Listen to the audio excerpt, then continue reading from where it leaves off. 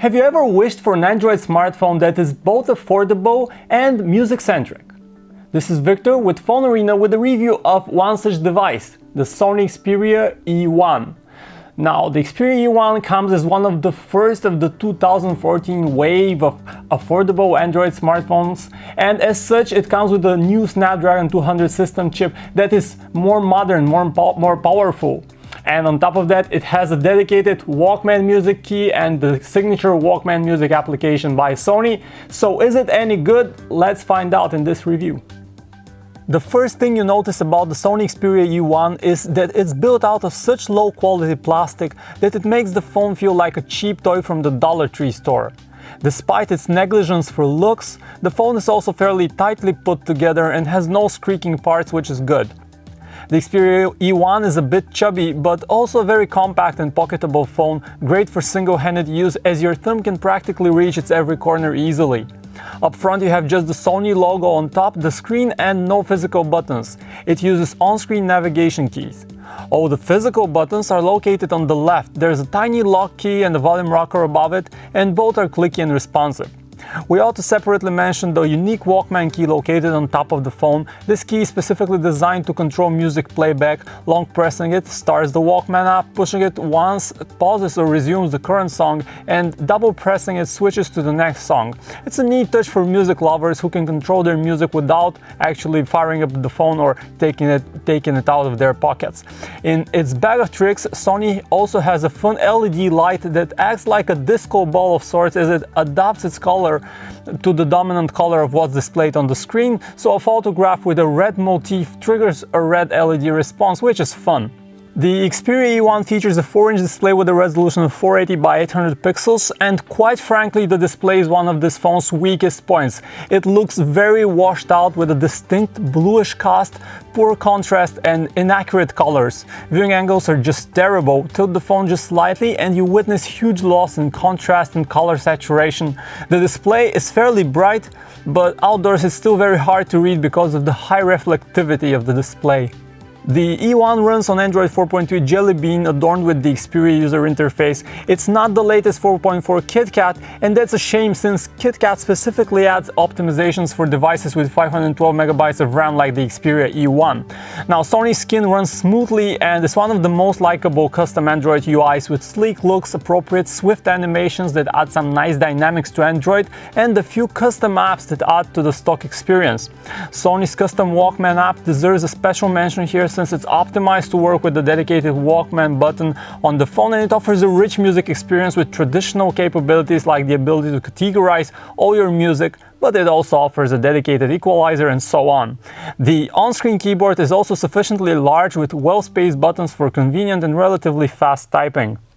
Sony's Xperia E1 is a member of the new 2014 wave of affordable devices, and as such it comes with a newer and faster version of the entry-level Snapdragon 200 system chip.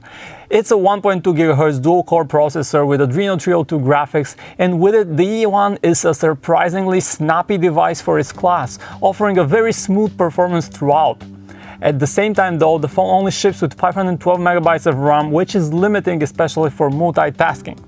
Internal storage on the Xperia E1 is 4 gigs, of which only around 2 GB are available to the end user. Luckily, you can expand on that scarce storage allowance with microSD cards of up to 64 GB. Sony has chosen to preload just one browser on its device, and it's mobile Chrome. Google's Chrome browser is an excellent browser with nicely optimized for touch card-based interface and plentiful options. It loads and renders pages fairly fast, and we're happy to see that scrolling around and zooming in and out happens swiftly. In terms of connectivity, the phone supports download speeds of up to 21 megabits per second on HSPA networks. Other traditional connectivity options are here as well. They include Wi-Fi BGN, Bluetooth 4.0, GPS, but there is no NFC on board. With the Xperia E1, Sony decided to cut corners in one of the most oft-used features, the camera. The handset comes with a bare-bones 3-megapixel autofocus camera with no flash, and there is no front-facing camera either. Images captured on the camera vary between average and perfect conditions and disappointing in lower light. Wherever you shoot though, the captured pictures lack the detail sorely, and that's the biggest issue with the camera on the E1. Still, in well-lit conditions, the camera gets the colors mostly right, overblowing them slightly in some situations, so for sharing on social networks with no pretense of photographic excellence, the images are usable. Video capture is also way below average, even for an affordable phone. By default, the Xperia E1 shoots at 480p, but the frame rate is very low at 19 frames per second and footage looks choppy. The 4-inch screen on the Xperia E1 is big enough for many to use it to watch short videos either on YouTube or via the built-in media player. Strangely though, Sony has overlooked video codec support and we could not get to play any XVID or DivX files. The built-in video player manages 720p MPEG-4 and MKV files, but for fancier encodings you should turn to something like the FreeMX player on the Google Play Store. The real highlight of the Xperia E1 is its music affinity with a built-in Walkman app and a dedicated physical Walkman key. The Walkman music app won't disappoint music lovers. It is rich in options, features an equalizer, and neatly categorizes your music. Sound via the loudspeaker is loud enough but does not impress in any way. It's definitely on the thinny side. Now, the included plug-in headphones are not exceptional, but while they don't pump that super bass, they produce very clean audio that's a pleasure to listen to, and they're definitely above your average set of headphones that phone makers usually include in the box. Call quality on the Xperia E1 is satisfactory but not great. On our side of the line, voices in the earpiece sound loud enough and clear in their natural tonality. On the other end, however, our callers report hearing very distorted voices. We'd advise our callers to push volume down a notch so that they can understand us clearer. The E1 ships with a 1750 mAh user-removable battery. Quoted talk time stands at the below average around 8 hours, and in our daily experience with it, the phone lasted around a day, requiring overnight charge in most cases. Finally, it's time for a conclusion. Let's see if the Xperia E1 really is any good. First, let's start with price. This little device sells for around $150 off contract, and its price can go up to as much as $200.